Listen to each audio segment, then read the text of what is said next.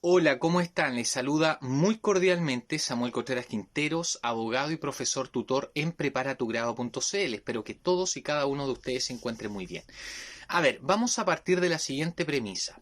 Nosotros hemos visto una pequeña cápsula de la teoría de los bienes en su primera parte.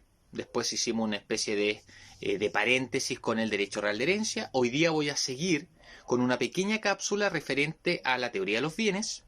Segunda parte, porque la idea es extraer lo medular de cada materia de teoría de los bienes. A ver, nosotros vimos en la cápsula anterior todo lo relativo a las cosas corporales e incorporales y aludimos un poco al tema del dominio o también llamado propiedad según el 582. Ahora, es importante aludir a la figura de la dualidad título-modo.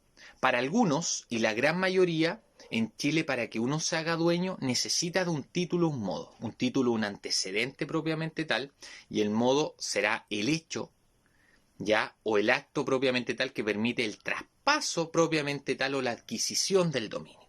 Por lo tanto, no hay conceptos legales, sino más bien doctrinarios. El título, el antecedente, sabiendo que, de acuerdo al artículo 703, si relacionamos la materia, hablamos de una clase de títulos constitutivos, declarativo y traslaticio de dominio, que es un título súper importante, sobre todo cuando estudiamos la tradición. Y obviamente los modos que están enumerados y aquí viene la gran pregunta, si los modos de adquirir son taxativos o no. Se ha llegado a la conclusión que en cuanto a la creación, reserva o fuente legal, evidentemente, o reserva legal, son taxativos porque solo la ley los crea y puede establecer sus limitantes. Pero en cuanto a la enumeración no, porque se agrega que la ley eventualmente puede operar como modo de adquirir. Por ejemplo, la jurisprudencia ha dicho que la ley puede operar en la expropiación como título y modo. Y algunos también agregan los casos del artículo 810 del Código Civil con el usufructo legal que tiene el padre sobre los bienes del hijo o el usufructo que tiene el marido sobre los bienes de la mujer. ¿Ya? Ahora, dentro de los modos de adquirir, ustedes saben que hay 5 enumerados en la ley, evidentemente. Hablamos de que la ley para algunos sí opera como modo de adquirir. Los dos más medulares dentro de esta materia, ustedes saben, son la tradición, que es muy preguntada, y la prescripción, sobre todo porque va de la mano con la posesión, que es un elemento dentro de la prescripción adquisitiva, y la sucesión por causa de muerte. Nos vamos a remitir a lo visto en sucesorio. A ver, en tradición puntual, aquí quiero darles tips, parámetros puntuales de la tradición. Cuando nosotros hablamos de la tradición, primero, la gran interrogante es si tradición o entrega es lo mismo. Nosotros vamos a decir que no, porque la entrega no es más que un traspaso material. La tradición está definida en el artículo 670. Toda tradición conlleva entrega, pero no toda entrega tradición. Es decir, la entrega va envuelta dentro de la tradición, pero la tradición no va envuelta a secas dentro de la entrega. Por lo tanto, eso es importante. Tienen que manejar que dentro de la naturaleza jurídica de la tradición en sí es una convención, porque recuerden que cuando hay un acuerdo de voluntades, solo cuando ese acuerdo crea, es contrato. Aquí transfiere. Tener muy claro que yo debo ser dueño para que se produzcan los efectos normales de la tradición según el 670. ¿Y qué pasa si no soy dueño y a lo mejor yo no siendo dueño coloqué a la otra persona llamada adquirente en la calidad de poseedor, por ejemplo? Y ahí habrá que distinguir si su posesión era, obviamente, regular o irregular, porque aquí desempeñaría una función distinta a la tradición que serviría de justo título para ganar el dominio, no por tradición evidentemente, sino por prescripción, obviamente adquisitiva, ya sea ordinaria o extraordinaria, dependiendo de mi posesión. Importante, ¿ya? Saber cuáles son los elementos dentro de la tradición, muy preguntado. Cuando nosotros hablamos de los elementos, hablamos de partes, en este caso dos sujetos que intervienen, traente adquirente. Hablamos de un consentimiento que debe ser libre y espontáneo. Hablamos de un título traslaticio dominio y hablamos de una entrega. Y obviamente esta pregunta está de perogrullo. Si es lo mismo la tradición de los bienes muebles que inmuebles, aquí hay que tener claro que en los muebles se rige de acuerdo al 684, pero súper importante porque hay una palabra que define la tradición de los bienes muebles 684 cuando dice que el dueño hace otro, significando. Esa palabra es fundamental, significando. Y dentro del 684 lo más probable es que un profesor le pregunte qué hipótesis son evidentemente tradiciones reales o simbólicas o fictas. Y el 686 fundamental porque hace alusión a que aplicamos la regla general. Después les voy a explicar por qué hablamos de regla general, porque habla de que se efectúa la tradición de los inmuebles con la inscripción del título en el registro conservatorio competente. ¿Cuál va a ser el registro conservatorio competente? Aquel donde está ubicado el inmueble.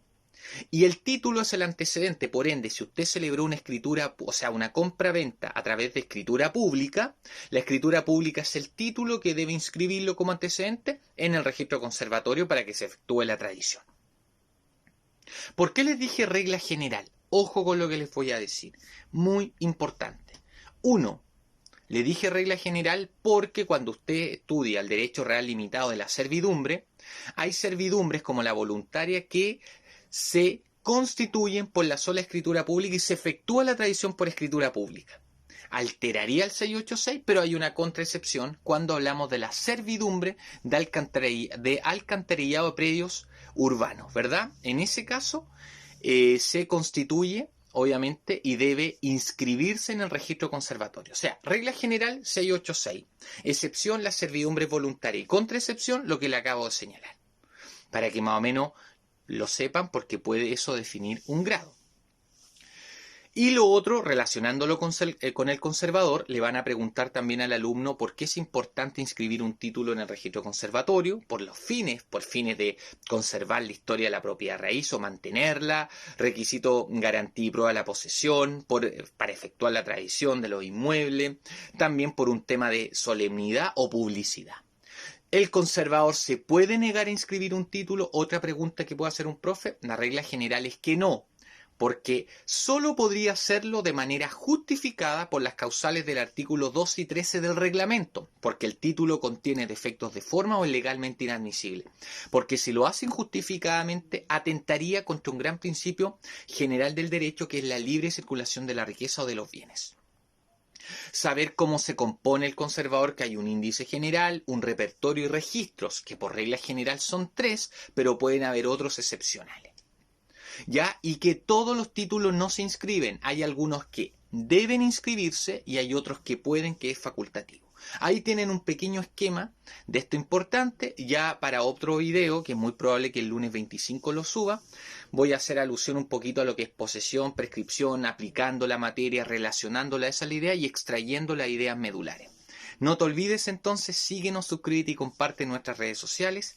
Cualquier duda, consulta, nos puedes escribir directamente al correo de contacto@preparatugrado.cl, visitarnos en nuestra página web www.preparatugrado.cl o seguirnos en nuestras redes sociales, en YouTube, en Instagram y en Facebook.